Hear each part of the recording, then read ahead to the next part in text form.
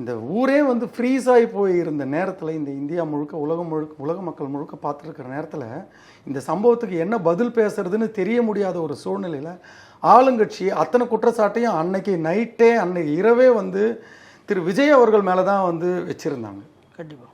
ஆனால் முதல் தலைவராக அனைத்து விஷயங்களும் சீர்தூக்கி பார்த்து இவை அத்தனைக்கும் காரணம் இந்த அரசாங்கம் தான், இது பாதுகாப்பு கொடுக்காத கையாளாக தனந்தானே அதை வெளிக்கொண்டு வந்து சொன்னவர் அண்ணன் எடப்பாடியார். திக்கத்தவனுக்கு தெய்வமே துணைன்னு சொல்லுவாங்க.